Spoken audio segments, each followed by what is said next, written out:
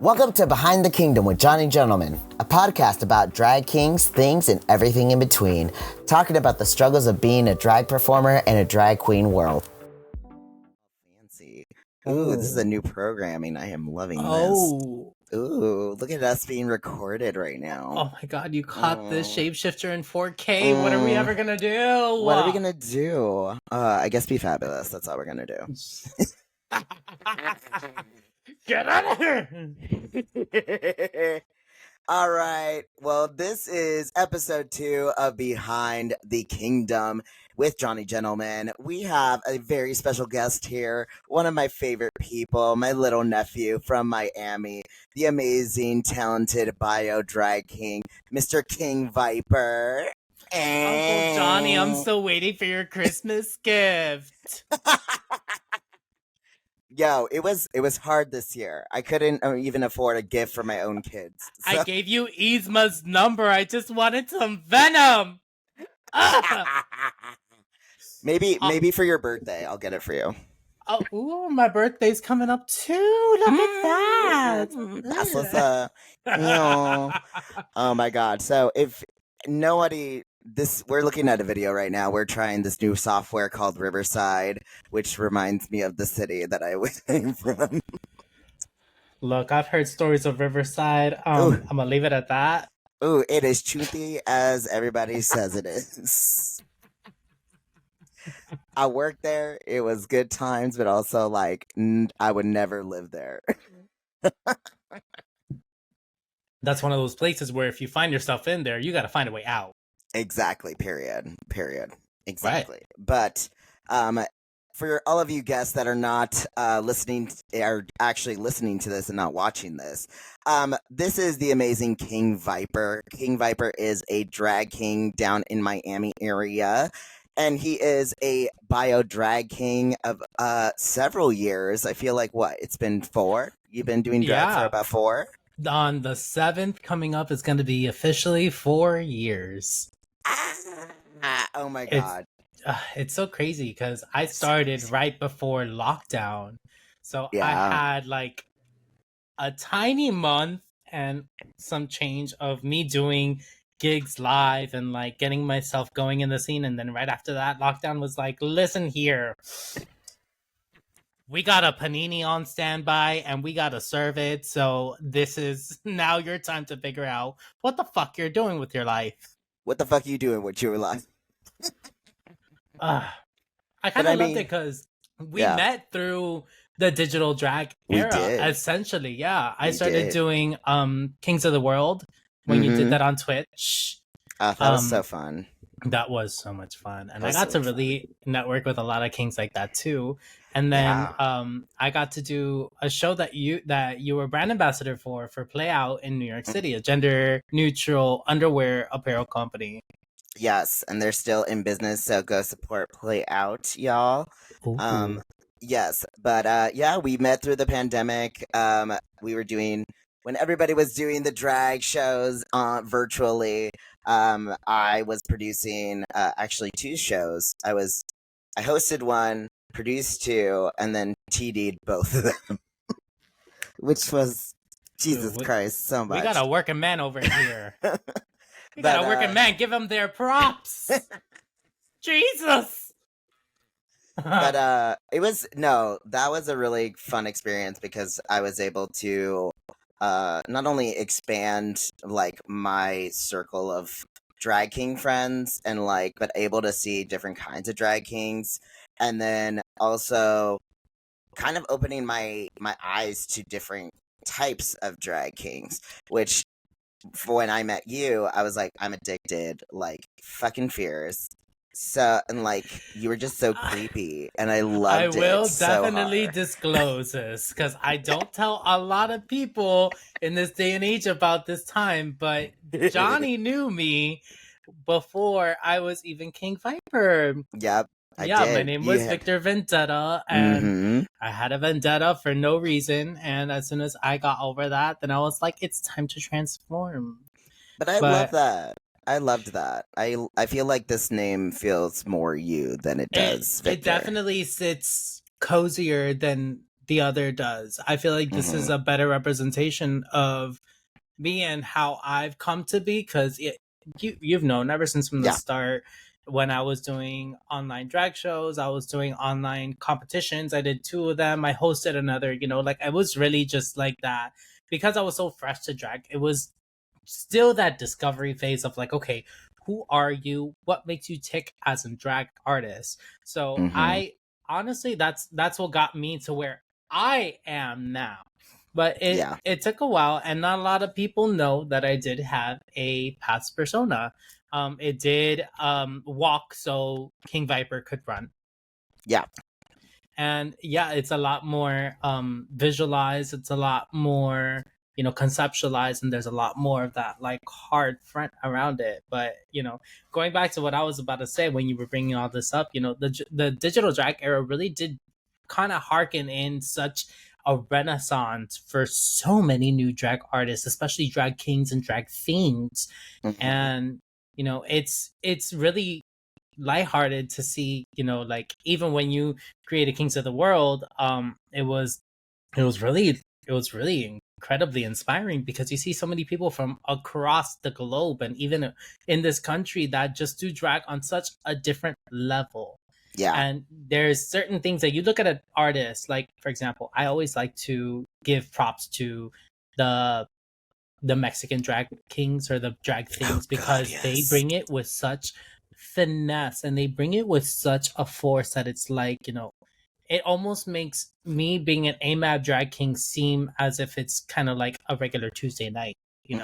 Their artistry just goes beyond gender. It goes to anybody. Everybody has a sort of niche that they like to grasp onto, and seeing how they run with it is really super, super inspiring. And I think that's kind of what got me into where I am today. I was the contour face, the little scales and everything. Look, I was just telling Johnny, not even what fucking time? 2 hours? No, an hour ago. This is new and improved Vyper. I want to say 2.0, but being a snake, my snake sheds its skin. There's different layers, so you just got another layer of this. Oh, look at us getting another layer. Well, we feel honored. Appreciate it, bitch. I don't have any more dead foreskin. It's all fresh. It's all fresh. It's all fresh. It's all fresh and clean and new. Yeah. But yeah, you definitely were like one of the people that have seen me from my very, very, very, very early beginnings. So, I got the call for this and I couldn't say no, like Uncle Johnny's asking me to be a part of something so beautiful and legendary. Absolutely. Oh, stop it. Oh my God. Stop. Okay, I'll stop. Don't do it. Okay. No, I've loved you since since we've met in the pandemic. I have loved you. We've had deep conversations together. We've formed such an amazing family ship. And I think that's also like something that I feel I really loved about the pandemic scene, was because we were able to, like you said, we were able to connect with people from different areas of the United States, other countries, and we started to establish actual friendships together, to where it's like, hey, I'm in your city, let's meet up for the first time. Like, we've never seen each other, but we always talk, like, let's meet up. And then it's like nothing, like we've known each other for years. And it's just so nice to be able to especially now working with a Latin party that we're touring. It's like, okay, we're gonna go to Miami. I was like, I know who to get, don't worry about that. And it's just like, we're going to New York, all right, I know who's gonna bring it to the fucking floor. It's like, and it's so beautiful to be able to connect and reconnect with these people during the pandemic, and then now in real life, and actually get to work with each other. So for this special podcast, people don't understand that there is such thing as AMAB or bio drag kings.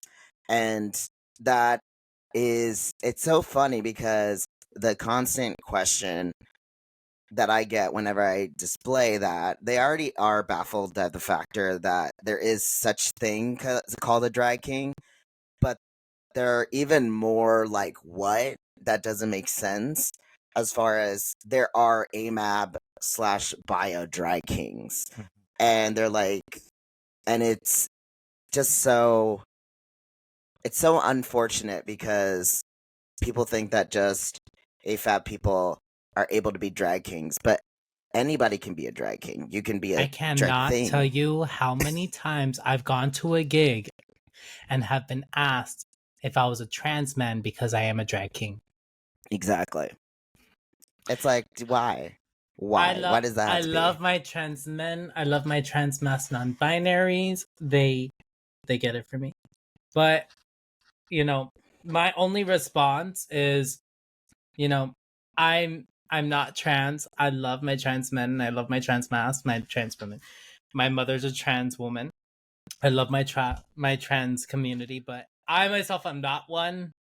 And I feel like, especially when I go to a gig, it's always weird territory to go around that because, you know, everybody's so accustomed to knowing drag kings as either AFAB people or trans men or trans mask individuals. So it's always kind of like a slippery slope to go around, especially when you're presenting yourself in these scenes that are normally known to host.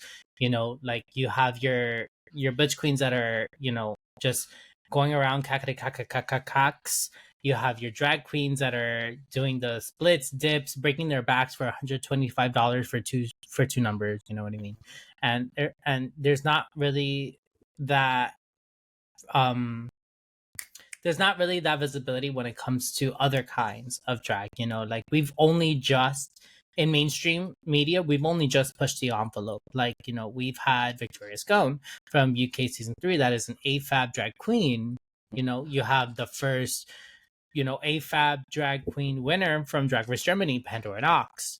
And you have so many other versions of drag that aren't really harkened on, but that could really give you such elevated, you know, concepts, looks, performances, and they're really undermined, you know. Like, yeah. And I think I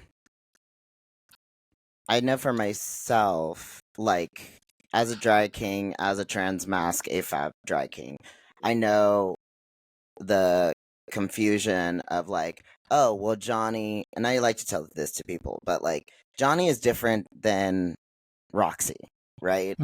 They're two different people. Roxy is totally different than Johnny. Johnny is different than Roxy.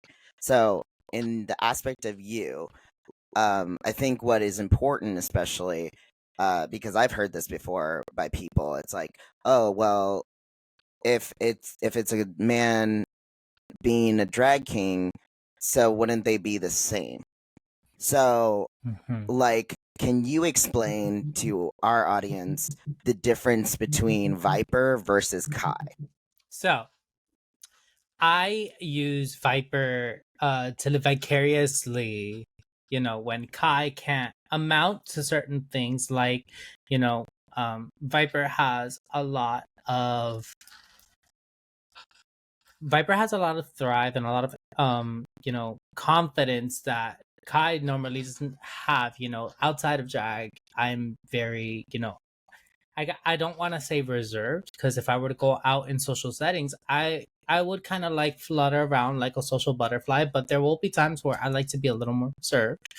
Vyper is definitely someone that I've curated after years and years of just trying to feel comfortable in my own skin in a different entity.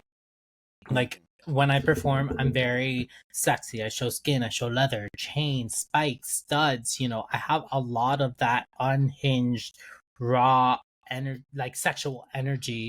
And as Kai, I sometimes falter through that. You know, let's bring a great example. I have two beautiful partners, and they're super supportive of everything I do, and they understand that as Vyper, I channel energy that I am working towards in my regular everyday life as Kai.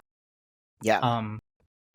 I feel like that's a great takeaway that I have from drag, where it's like, you know, there are certain aspects of myself that I can't exude on a regular daily basis that I could play around with and get away with as King Vyper. So this is kind of like my escape from that, especially if I'm feeling some kind of way or if I'm angry at something, you know, I'll get a mix that's really full of passion and filled with a lot of like emotion, and I'll just pour myself into that. And usually it works out. Yeah. But there's that honestly, it's the best way I could say it. I live vicariously through Vyper in moments where I wish that I could live through my everyday life. Yeah, no, I agree to that, and I feel the same way about Johnny. Like Johnny is the version of myself that I know I can.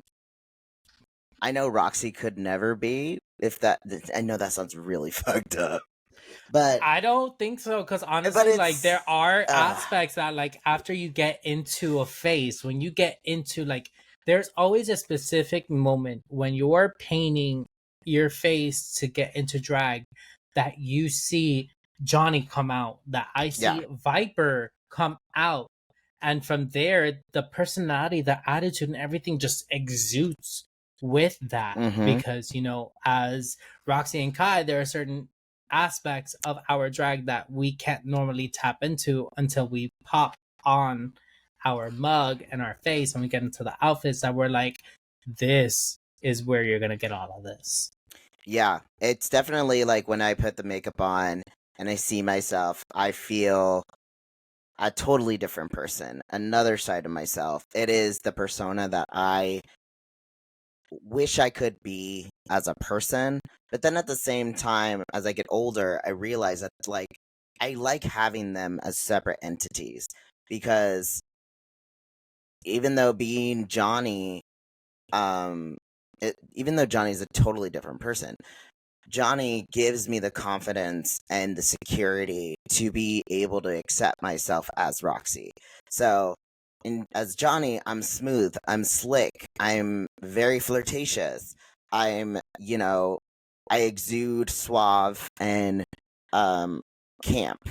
When I'm Roxy, I'm very dorky. I am very clumsy.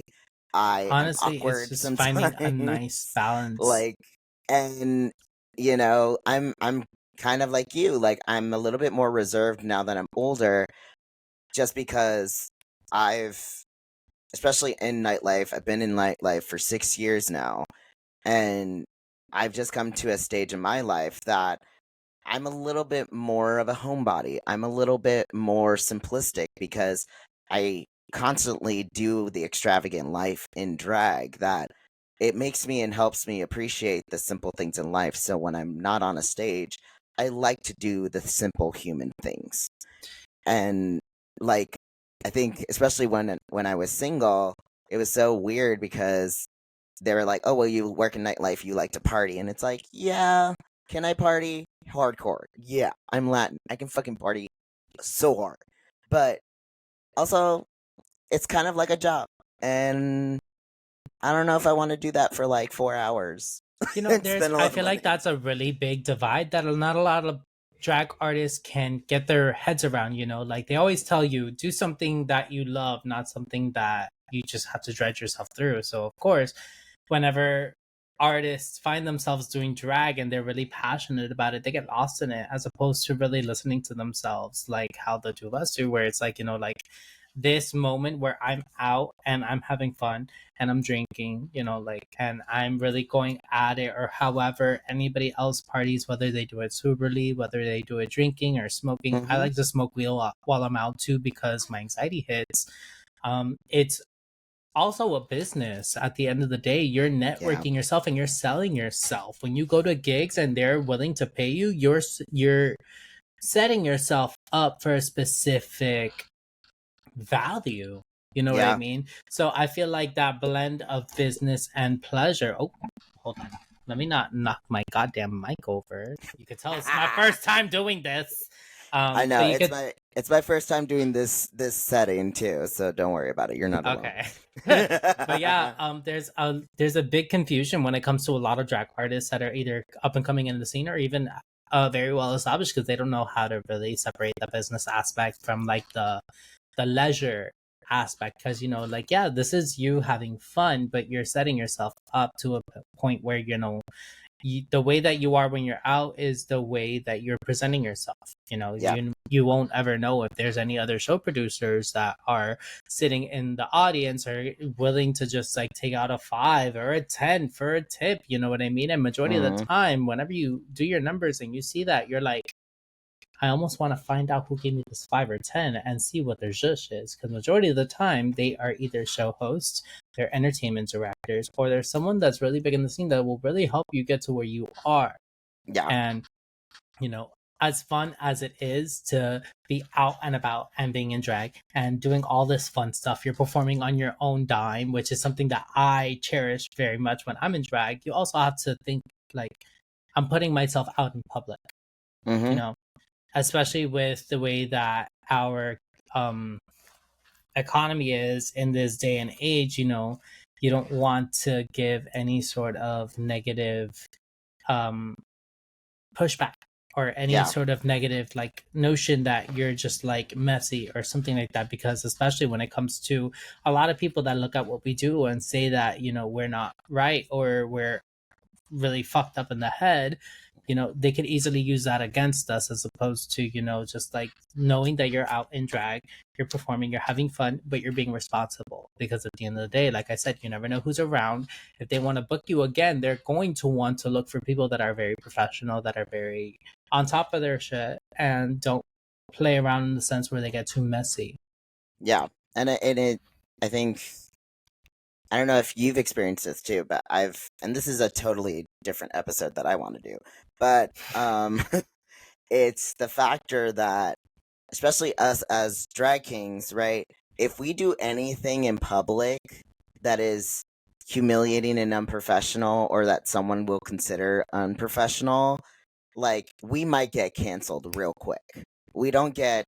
There's a little tiny chance we'll get a second chance, or like another opportunity, or like anything else. But if we do anything wrong in the eyes of a producer or a queen or anybody that can book us, the community is very small. So if we do anything remotely wrong, or that people are like, they're trashy, or like, they're always getting drunk or something, like, everybody will find out, and then there goes our bookings. Quite literally. And there you go. Know, I'll bring it from this perspective of being down here in South Florida. You know, South Florida is well known for bringing in the showgirls, the dancing queens, the impersonators, and they're really known for bringing forth that illusion. So when you have artists like me that are very serious about what I do, I'm very conceptual, I'm punk, I'm not too glamorous, even though I could paint very cunty and very glamorous. It's not my zhush, you know. I also need to be careful, because even just stepping out as I am, I'm being looked at under a very big microscope.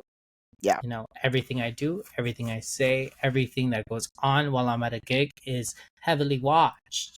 And with my drag mother being a very prolific entertainer in this industry, her name is Opal Amra. If anybody would like to follow or watch, her name is Opal Amra on all socials. She's really taught me a lot about knowing where I stand, knowing my worth, and how I should approach a lot of things, especially because of the fact that I don't do drag as a king, as a queen. I do it as a king. Yeah. When I did my first online drag competition, it was Jack Gay's Idol that was originally hosted at the Rec Room in Oklahoma City. One of the things that Jack Gay told me, Miss Jack Gay Monroe, she told me, she's like, you know, the fact that you do drag as a king is already going to be harder for you. You know, you're going into an industry that is normally fueled for queens, because that's where the mainstream media has brought it to, you know.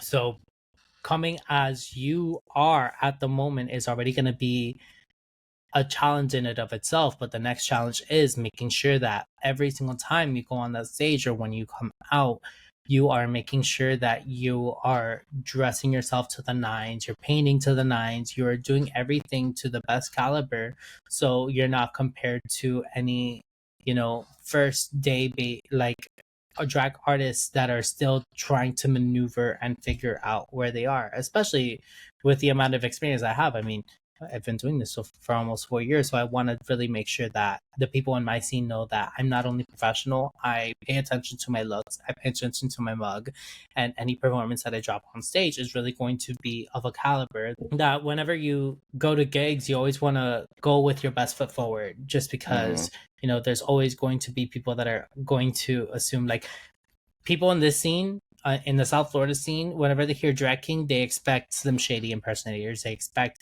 the baggy sweatpants with the snapback that's rolled over to the side or rolled to the back, and then when they see me, they're like, okay, what do we do with you now? Yeah. So I've always been taught, whenever, especially me as the drag artist that I am, that I'm a king and I do things on a very alternative level. I'm not just a regular king. I have, like, King Vyper has that backstory where he is a snake shapeshifter. So the fact that I have to really crank it to like 2000 whenever I get out into the scene or dress myself up, it really does show the caliber of how you want to go out and look in the scene, but it also helps with recognition.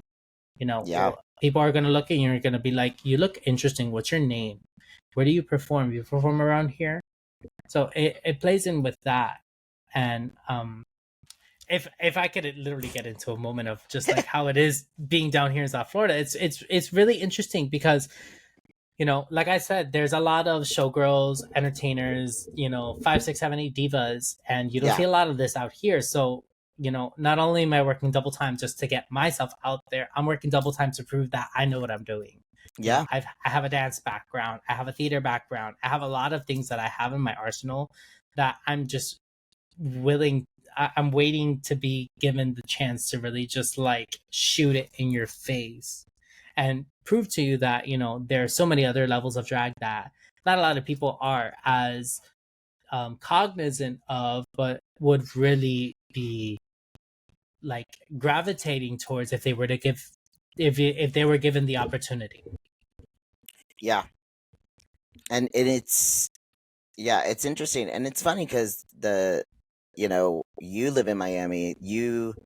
I can only imagine that there is a pretty good population of Miami drag being BIPOC folks. And so when especially here in LA, it's a majority of white kings that are in our scene.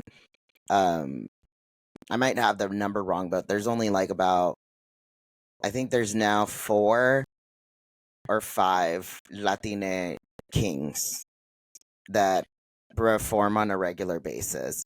And the same aspect as far as the Black community and the indigenous community here. And it's just so interesting because there'll be certain kinds of kings that give a bad impression to a queen here in the Kakadi Kaka Weho. And that it trickles down to everybody else. And it's just like, it's hard. Like, I've had to prove myself to WeHo girls so much to where I'm like, hey, so here, like, I'm not like the other kings. Like, hey, can I help you? Just simple things that are like, hey, I'm a different kind of person. And the sucky part about that too, at least here, is like, sometimes there's certain kings that are just like, oh, well, you're accommodating the queens. But it's like, no, what I'm trying to do is I'm trying to show and be an example that being a drag king not only is a validation and that we can entertain and we can bring it to the floor, but at the same time, not all of us are a stereotyped asshole like the people that you probably have, like they have probably experienced. And if that makes any kind of like me seem like a kind of like a, I want to say, no, that's very inappropriate to say because it's not my right. Say it. No, I was just like, I'm not, like, I'm not a queen servant bitch, right? Like, no drag king is. No, and it's just like, what I'm trying to do is I'm trying to be a proper example. I'm trying to be a proper gentleman of this is how kings should be. this a is proper how, gentleman. Thank you very much. like, You know, this is professionalism. there's You can such yell a at me. divide when it comes to how drag queens are seen and how drag kings are seen because of the kind of caliber that drag queens constantly bring. But then when you have drag kings, it's either you have to meet up with us or you get the shit end of the straw. You know, you're our stage kitten. You are literally just like doing like dirty work in a sense, which I don't think is fair because, you know, yeah, uh you look at the history of like how mainstream drag has been, and of course you think about a lot of queens, but then you look back in time and you look at a lot of you get to see so much more. You get to see the deeper, you know, like dive into drag kings that date you back to the 1930s and 1920s, you know what I mean? And especially during that time of prohibition and aging throughout that, going towards like the 60s and 70s and how that renaissance of it all came. You know, there's not a lot of recognition that comes into that. And especially if you do a lot of your homework, you do a lot of your research, especially when it comes to drag history, you know, there's so much that needs to be cherished through a lot of drag kings, you know, Yeah. even if you want to take it out of the sense of drag back in the 80s and 90s during the AIDS epidemic, who were the ones that were taking care of a lot of the people that were, you know, diagnosed with HIV and AIDS. You have trans people, you have lesbians, you have so many different people from the spectrum that are really undermined just because of like what happened in the past. This is today, but it's like Yeah. you need to pay your dues, you need to pay your roses to those that came before and really bring that legacy back, you know? Yeah. Like if a lot of drag artists were to see how prolific drag kings and drag things were in this day and age, I don't feel like there would be such a divide on the kinds of shows that we do or the time of year that we're booked. You know, you look at me and I'm normally booked around Halloween.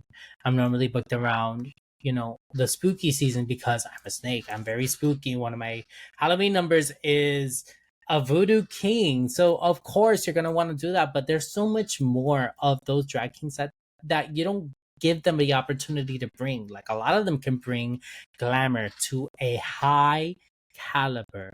A Yeah. lot of them can bring you conceptual shit. Yeah. And if we were really given the opportunity to showcase that, I honestly feel like the drag community as a whole would be like, okay, you're going to look around at different cities, you're going to travel to one randomly, and you're going to be like, wow. So for this entire weekend, there's about 3-4 kings booked between 2-3-4 different venues. Yeah. Yeah. And that's, if honestly, if we were to see, in my own opinion, if we were to at least see 1 to 2 kings in each show each weekend, that would make our community so happy, because it's not about, you can it's not about having them once a month. It's about, or to be inclusive and bring the same drag king over and over again, but also to like expand yourself and expand your knowledge of what kind of kings are out there, like what kind of kings are in this community that I am not aware of. Contacting the drag king that you are close to, it'd be like, hey, I want to expand my knowledge of drag kings. Can you recommend some drag kings that I should look into that would fit my show?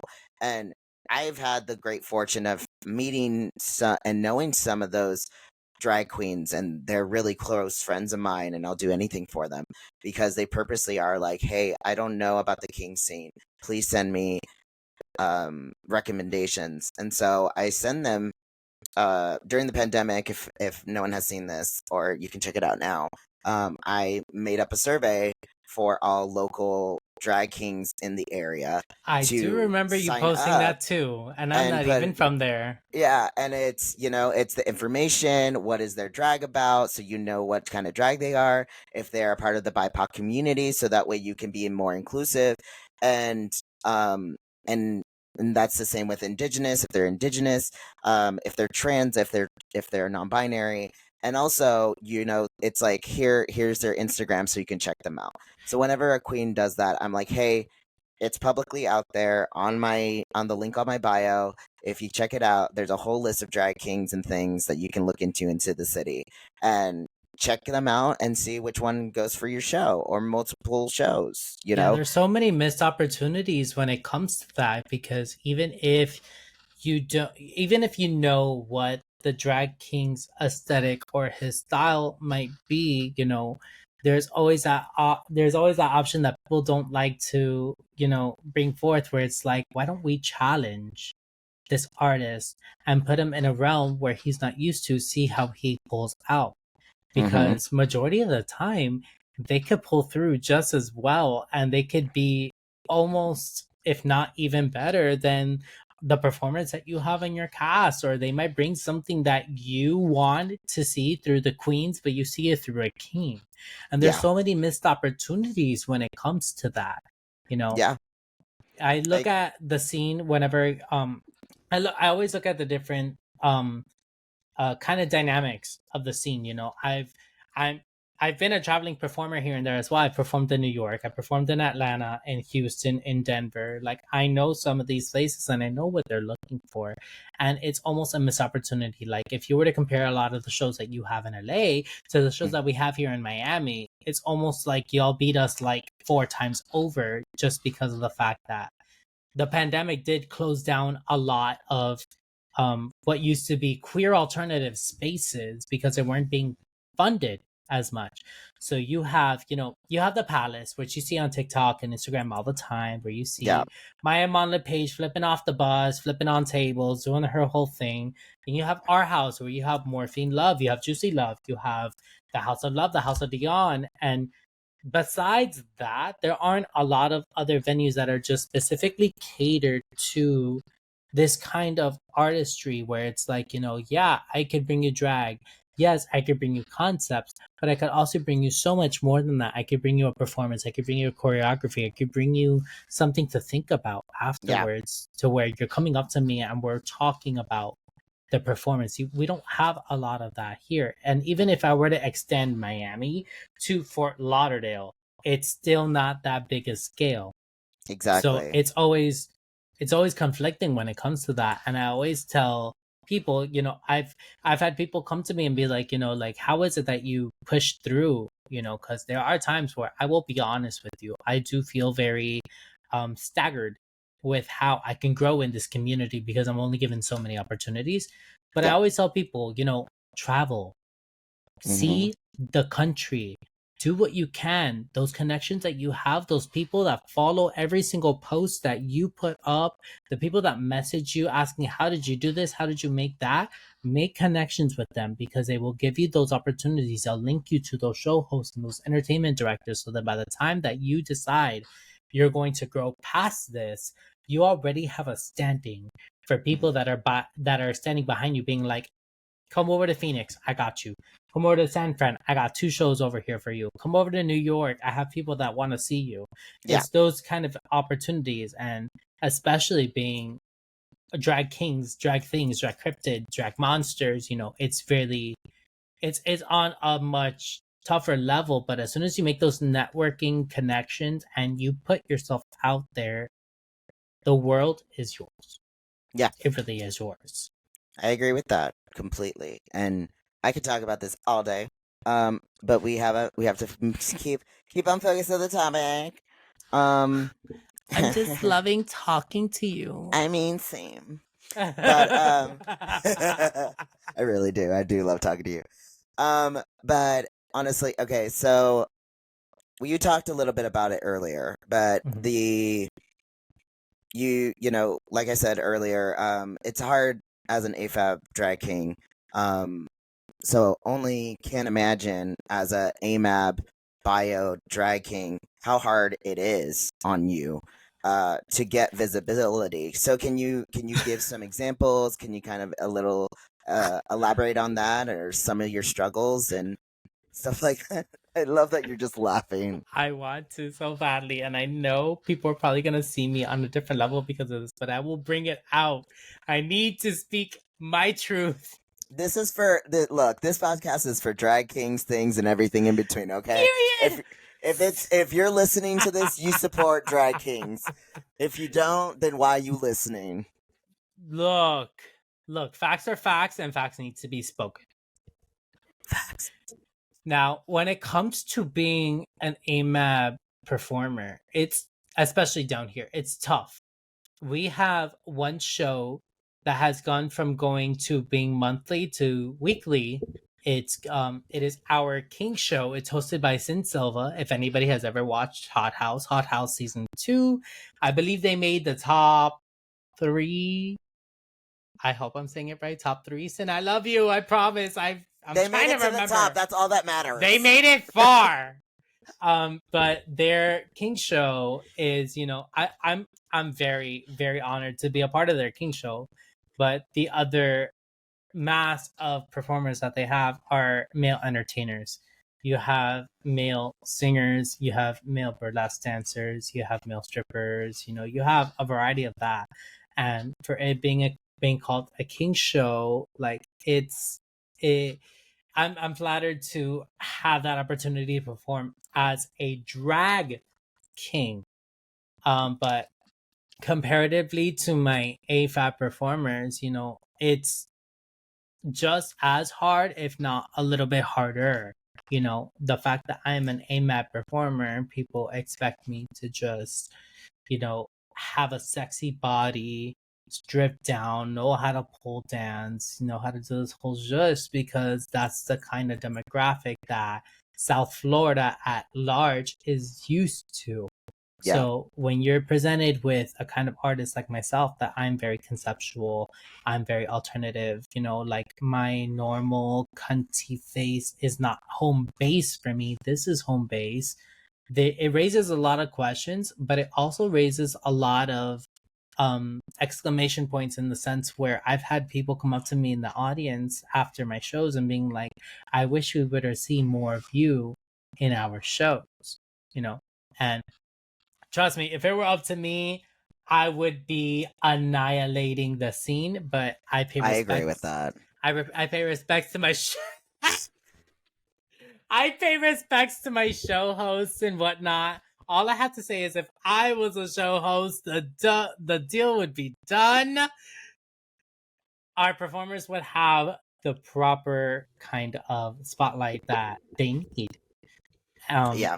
It's really hard to work with the kind of scene that I'm currently in right now because, one, there's only so many places that I could go to and pitch my speech to where they would even either A, consider it, or B, give me a good budget for it. And 2, other drag artists that have 2 other shows, 3 other shows keep hopping over these venues that are opening up. So it doesn't really open up a lot of room for it. Around here, I do have to say this very openly. It's very much best friends race, where it's like my friends are here in the background and I have love and hope for my best friends that they're going to pull out a good show, as opposed to knowing, let's line up all of the different performers that we have. Who are the ones that we're going to want to give to? If we're going to have a theme show, what theme are we thinking of and who are we going to book for that? There's not a lot of thought into that. Yeah. And I perform alongside a trans mask entertainer. He calls himself a male entertainer, and he also calls himself a drag king. His name is Ground Zero. And I wish I had a lot more of that oomph that he has, because he will literally put himself in any situation and be like, I could spin fire, I do LED lights, I could breathe fire, I could play with this, I have this talent. And I wish I were to do half of what I just finished mentioning. And I give him so much credit for it, but there's so many places that will give him just one chance and not really get past that. And it's upsetting. Yeah. Because, you have I say it and it's going to come off wrong and it's going to come off mean, but there's such a heavy dilapidation of drag queens here. And at this point, there's a lot of drag queens that are just trying to follow the other drag queens that are in the scene. So it's oversaturated. as opposed to bringing something new and refreshing, or something that's like, I would have never thought to have put this on the stage. I like that idea, and following that artist and pushing for that artist to be in the same spaces that these drag queens that thrive have. Yeah. It's always a really rough fight to go through with that. But we have a community of, drag kings, AFAB performers that aren't classical drag queens that really do try and push the envelope down here. And I feel like we're going to be having a renaissance of that. So I cannot wait. Yes, renaissance. Wait. Give it to me. Give it Give to us a me. renaissance. Well, I mean, yeah, it's so funny. Yeah, I've just recently understood that whole concept of a male entertainer, and because I'm like, it's kind of similar. It's like people. I think I did have a queen that lived. Her show was in Lancaster, and if you know Los Angeles, it's the middle of the fucking desert. Mm-hmm. And wanted me to compete in her show, but like she was like, "Oh, wait, it's gonna be a drag king show," but it was mostly male entertainers that were AMAB people. They don't put drag on. It's just them rather being sexy, being a go dancer, or being, I guess, a singer. Like, it's just them with shiny suits. And I'm like, but that's not, like, I don't mean to be a gatekeeper, but that's not drag. Oh, we have a lot of that down here. And I did a drag competition recently where we had two different male entertainers in the drag competition. So I felt like that was kind of a cheat off, in the sense where it's like, I'm never going to discredit male entertainers from being able to pull off that caliber of makeup or artistry or conceptualization. But if you're going to be in a competition that specializes in that, you should be able to uphold that standard and not get by just doing what you normally do, because that's the whole point of a competition. You're there to start with a concept, and you grow and grow and grow until even those that get to the finale have a different concept of their art in it of itself, and can really get past that and be like, this is what I learned from this competition, this is how I'm growing.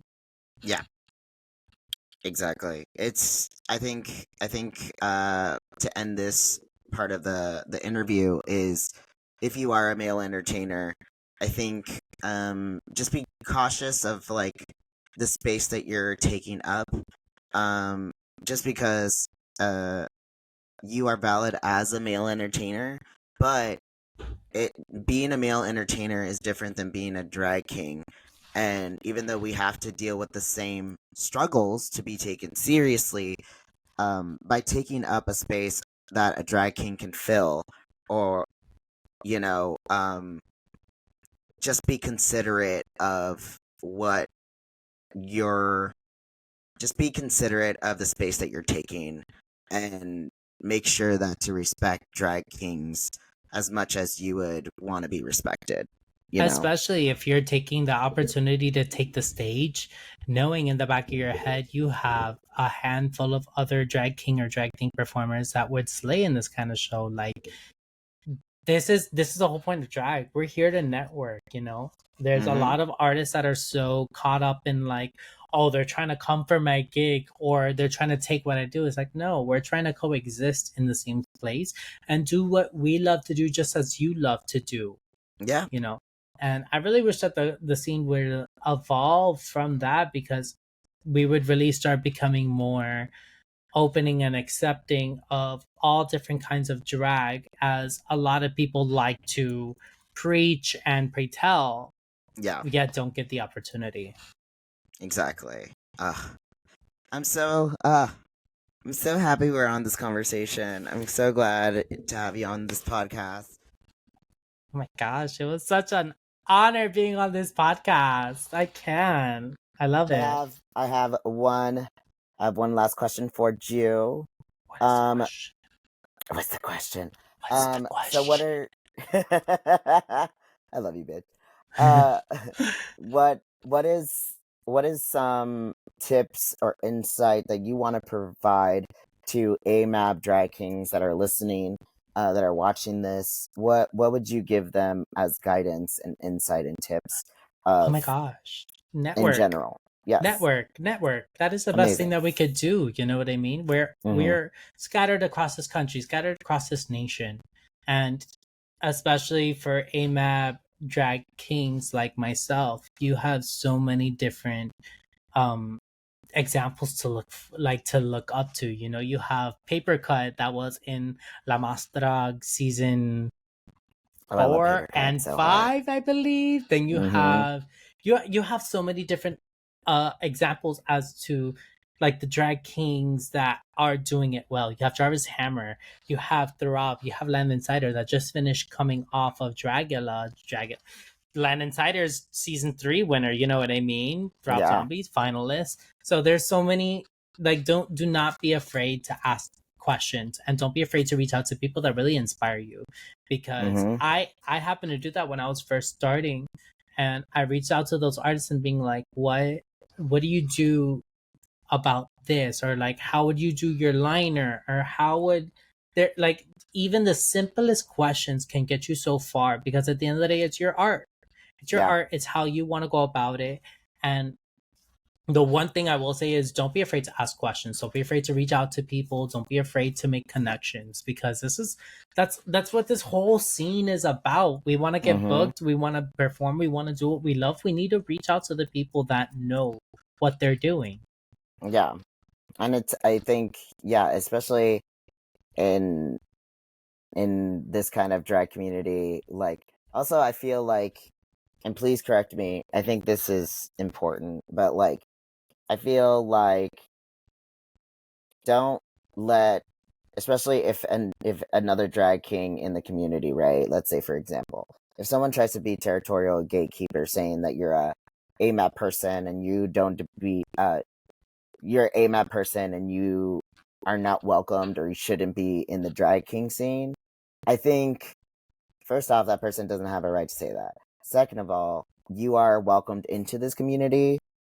Don't be afraid of doing it. Don't be afraid of it. Especially if people are preaching all drag is valid, they shouldn't be bringing that forward, because that was one of the things that I felt that I dealt with before lockdown. Within the month and a half that I've been doing it, I joined a lip sync battle.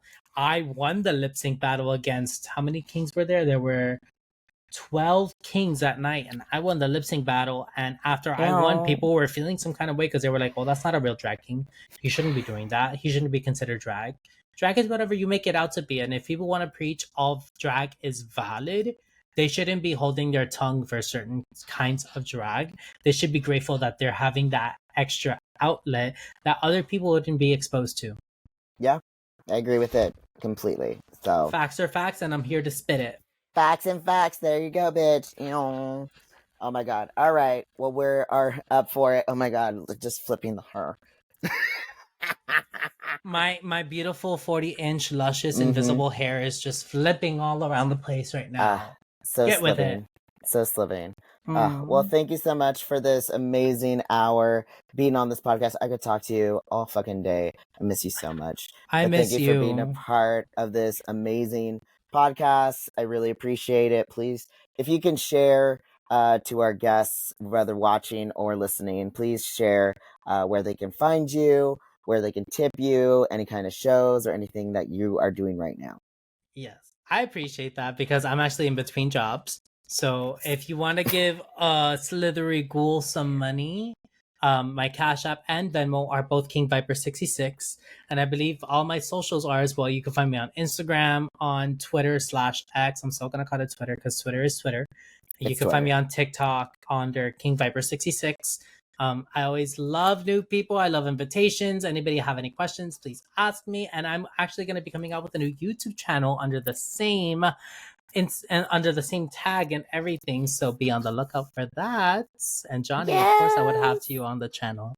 Oh my god, just tell me. I will put it in my schedule. Let's do this. Period. And thank you so much for having me. Honestly, I've been such a fan of Dapper Puss since I was like since I started drag, so now I'm like, I'm on it. Well, thank you for supporting. I appreciate it. And whenever I've told you this, but whenever you're in LA, let me know. I miss you, and I can't wait to see you when I'm in Miami. Of Can't course, you have a wait. home. You have a Yes, home with thank me in the you. voice. Thank you Thank so much for you. having me on this podcast. I hope I could enlighten some people. Yes. Well, thank you so much for being a part of it. I love you. I hope everybody else who's listening falls in love with this amazing King Vyper. Please follow him. Go give him a tip. Go follow his YouTube channel coming out.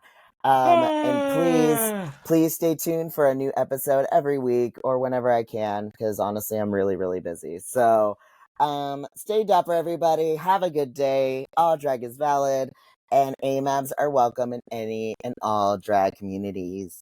Okay, bye. Good night. Oh, that's creepy. Thank you for listening to Behind the Kingdom with Johnny Gentleman. Please do me a favor and follow us on Instagram at DapperPussENT. That's right, DapperPussENT on Instagram.